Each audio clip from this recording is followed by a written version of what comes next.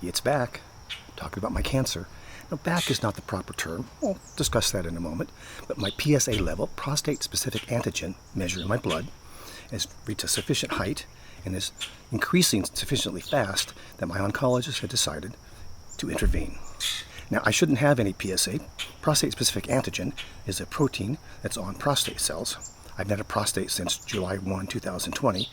That I have PSA floating around in my blood means that there are cancer cells out there, and there are enough of them now that my oncologist is worried. So, stay tuned. Here goes the next chapter in my cancer journey. And where do I stand? I am the beneficiary of what my oncologist is calling biochemical recurrence of my prostate cancer. Wait a minute, recurrence? According to Webster's, a new occurrence of something that happened or appeared before, a repeated occurrence. This is not a repeat occurrence. This is just that my cancer was lying low or was undetectable, and now it is detectable. Let's mosey on over to the Prostate Cancer Foundation website for a definition of biochemical recurrence. Is that it is a biological measure. It's not a detection of a lump somewhere in my body, but a biological measure of the prostate-specific antigen level in my blood system. In addition to the actual level, doctors consider the doubling time. This is not an arithmetic doubling, it's not times 2. It is a logarithmic function designed to estimate the doubling of actual cancer cells. And if that is a fast doubling, under 9 months, you're in trouble. For a better understanding of biochemical recurrence, let's visit what I'm certain is your favorite publication, Euro Today. That publication has aggregated the definitions used by a variety of organizations. Let's begin with the definition used by these 3 organizations: the American Urological Association, the American Society for Radiation Oncology, and the Society of Urologic Oncology. Those societies use the definition for biochemical recurrence of a PSA greater than or equal to 0.2 nanograms per milliliter in your blood. Now let's consider the National Comprehensive Cancer Network. They dropped that measure to greater than 0.1 nanogram per milliliter. And finally, the American Society of Clinical Oncology. Just any detectable PSA in your blood and a subsequent increase in that measure. Let's look at my PSA. And most recent measure, 0.228 nanograms per milliliter, greater than 0.2. I am suffering biochemical recurrence by any organization's definition. But wait, say ye, who possess a prostate and are of similar age to this 71-year-old. At my age, normal would be 6.5 nanograms per milliliter. How is it possible that anyone would be worried about 0.228? Well, I have undergone 2 lovely experiences in my recent life. The first was a 6-arm robot removed both my prostate and a dozen lymph nodes.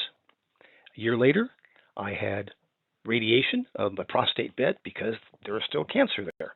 So now that measure doesn't mean anything.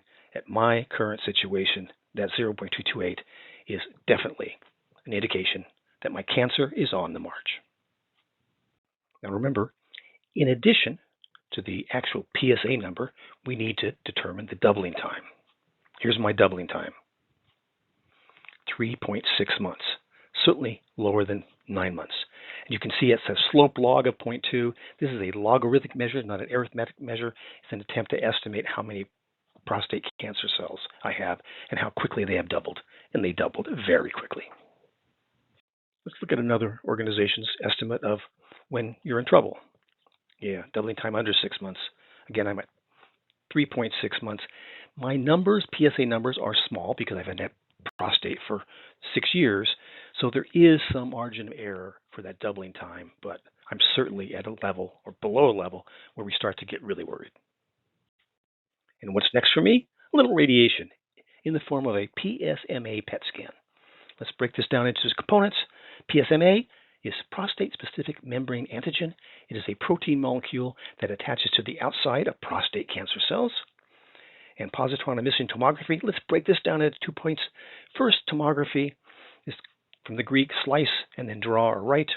It's a CT scanning technique, CT computed tomography. The tomography, your body slides through a machine. Every half a millimeter, the machine takes an X-ray in all directions. As the machine spins around you, then the machine can assemble those X-rays into a 3-dimensional image.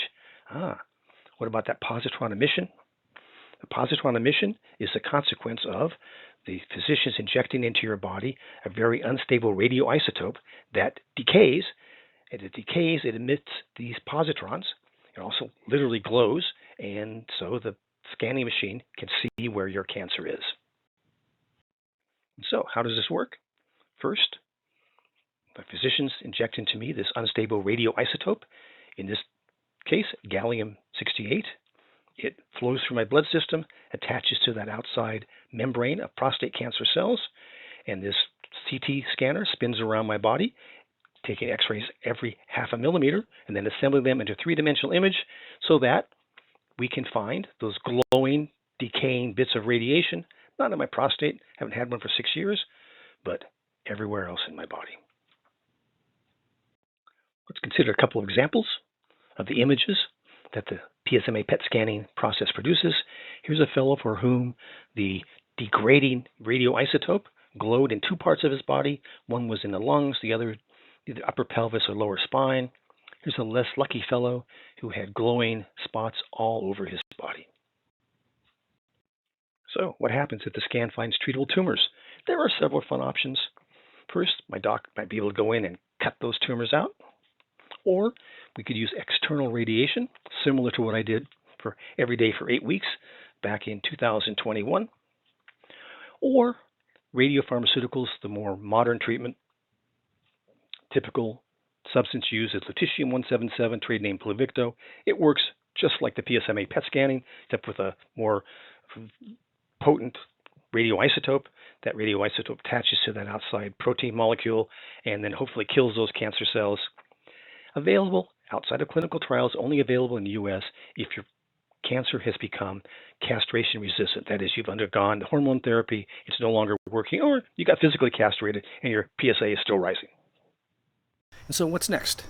Well, if my oncologist, again, as I said, finds sufficiently large clumps of cancer cells to treat with radiation, that's what he'll do. Otherwise, he would like me to start undergoing androgen deprivation therapy. Yeah, that's a sweet thing, otherwise known as chemical castration, because in the U.S., you're not entitled, and there's no insurance will cover any more sophisticated treatments until your cancer becomes castration resistant. Yep, you can go the SNP, or you can have medical castration. In any event, the good news about that is it would keep me out of Hegseth's army. I think it'd be easier just to fake some bone spurs. But beyond that, there are more sophisticated treatments in Europe that do not require chemical castration, and in fact, the data demonstrate that the more sophisticated treatments are more effective if you haven't undergone androgen deprivation therapy. So, this may become a travelogue. Stay tuned and rave on.